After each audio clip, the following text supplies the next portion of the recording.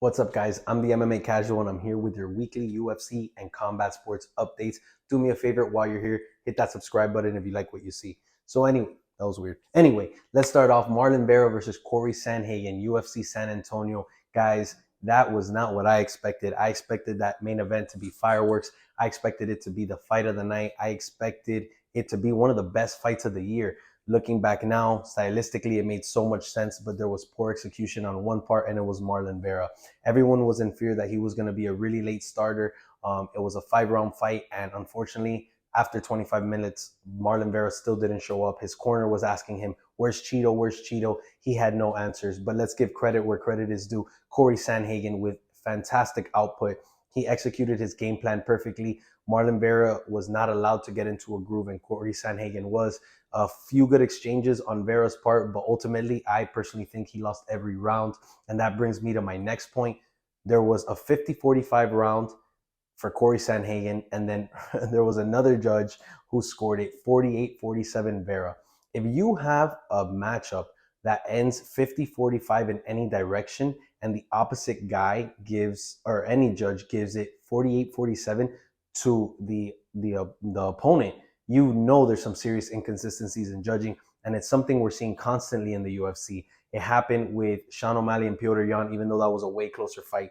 It happened with Paddy the Baddy versus Jared Gordon.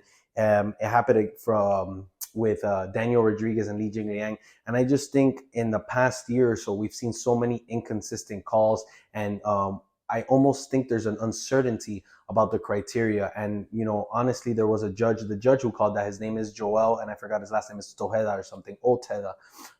He'd only been a judge in 4 major UFC fights, MMA fights in general. Why is he a judge at a headline of a UFC fight night? I understand if you're going to put him in the prelims, and even then I think it's disrespectful because he obviously doesn't have the experience. And I think when you have a fight where the scorecards are that different and they're for the opposing guys, I think it's ridiculous. I think that guy should be fired. A lot of people want him to come out, speak up, and say kind of what he saw or how he judged the fight. I'm not interested. I want him to be fired. I think it was a ridiculous call. No, there's not one person, the most generous, paid off judges on Christmas Day wouldn't give that fight to Marlon Vera, especially 3 rounds. So anyway, that's my opinion on that UFC main event. And again, guys, don't forget to subscribe if you want some more UFC news. We got some great news in UFC San Antonio, as well as Donald Cerrone officially being inducted into the Hall of Fame at the end of the year. He's a well-deserving guy. He has the 3rd most fights in UFC history, the most performance bonuses in UFC history. He's a legend of the sport. He's a class act inside and outside of the octagon. He's on his way to Hollywood, but you know he's very deserving of that. So let me know what you think. Moving on, Beneil Dariush, we heard something from him this week. He wants to speak upon Conor McGregor. He says Conor McGregor's a cheater. He was referring to his drug use and his steroids. I get a lot of hoopla when I mention Conor McGregor and steroids. I think that I think the general population doesn't know how common it is. And it's not just fighters, it's any athlete in general. And the way that Conor McGregor just blew up out of nowhere, you could see his vascularity, his deltoids. You could just tell his face is even changing when he's clean shaved. You could tell he's on the sauce. It looks like he's injecting Trent right into his Johnson tip. But everyone likes to say no. If you're a Conor fan, you know, you tend to always defend him without knowing what the hell you're talking about. I'd like to let you know that Conor McGregor is definitely on steroids. Do I have the proof? Of course not. But just like Joe Rogan said, if he peed in a USADA cup, his piss would go right through the cup. So yeah, I know you guys are defending him, but it is what it is. He has to be in the USADA testing pool for 6 months. I could care less if all these guys are juicing up 6 months prior, because at the end of the day, we want them to not cheat inside the octagon. If on their off season, you know, helps them get into the best shape possible. If it helps them heal, he has some injuries as well. If it helps them train, I don't see a problem with it, as long as obviously when they're in the octagon, they're not enhanced in the sense that they could do more harm, be more powerful, and endanger the other fighter. So yeah, Conor McGregor's on steroids. Whoever doesn't want to hear that, I'm sorry. And yes, he is genetically gifted. He has good muscle insertions, but guys, it's so obvious at this point. And most of you who even go to the gym, a lot of the guys you see at the gym are even shooting up. Just because you're taking steroids doesn't mean you're gonna look like Ronnie Coleman. That's not exactly how it works. All right, moving forward, I had a few things I wanted to cover for our updates. Kobe Covington. I spoke about him a little bit in my last video. Um, Everyone's kind of on the whole, he shouldn't be the #1 contender.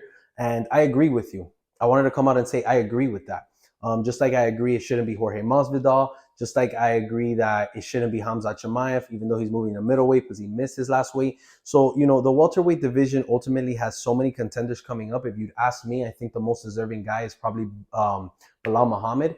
It looks like he's going to fight Shavkat Rakhmonov, which I like that matchup. I think it's a good test for both guys. And I think the winner of that fight should get the next matchup. To be honest, I think Leon is a little scared of Kobe. I understand that a lot of people tell me, oh, but Usman beat Kobe, so why would Leon, who beat Usman twice, be scared of Kobe? Guys, MMA math doesn't make sense that way. It's all about styles. I think Kobe Covington obviously has the pace. He mixes things in really well. I think Leon Edwards will have trouble with his wrestling, even though he didn't with Kamaru Usman in that third fight. I still think it's a possibility. Ultimately, I think that Leon Edwards wants to stay away from wrestlers, and that's why he's kind of coming after Jorge Masvidal, because that's his best matchup besides Stephen Thompson in that division. But it's just the reality. Kobe's going to get it at the end of the day, and I always speak of this. I'm not saying it's a great part of the sport, but it's all about business. It's all about money. Who sells fights? Kobe Covington sells fights. It's very crunchy. He's cringy at times. He's borderline disrespectful. He crosses the line, just like we saw with John Anik recently. But at the end of the day, if he's going to bring in that revenue, it's going to happen. And I hate to say it, but Dana White said it. Dana White's not going to go back on that call. So it looks like Kobe Covington and Leon Edwards will be fighting for the welterweight belt upcoming. But more excitingly, in UFC 287, we're going to watch Gilbert Burns and Jorge Masvidal go at it. I think the winner of that fight, I think they should get it, and they can get it. Does it hold up the division a little? But yeah, it's going to generate a lot of revenue. And honestly, the promotion for Jorge Masvidal makes a lot of sense, given that he beats Gilbert Burns. And Gilbert Burns, on the other hand, we saw his last two performances have been absolutely world class. I know he lost to Hamza Chimaev, but he's really proven that he's still a contender in that division. Okay, that's actually all my updates. So do me a favor, guys, comment, subscribe, like, and most importantly, I do have a big announcement. BetUS is my official sponsor now, guys. So I have two links. You have to go on my TikTok or Instagram and you get my link. You get $50 free bets, or you get 125% sign-on bonus. And both of those are super helpful. Get into BetUS. Let's bet for UFC 287. And I have more exciting news. I was contacted by a marketing agency, basically, who is in partner with the UFC, and they wanted me to make a few videos advertising UFC 287. It looks like it's going to go through. It looks like I'm just waiting for the contracts now. So your boy is making advertisements for the UFC right now. So guys, don't forget to follow. I appreciate you all so much on this journey. I'll see you later.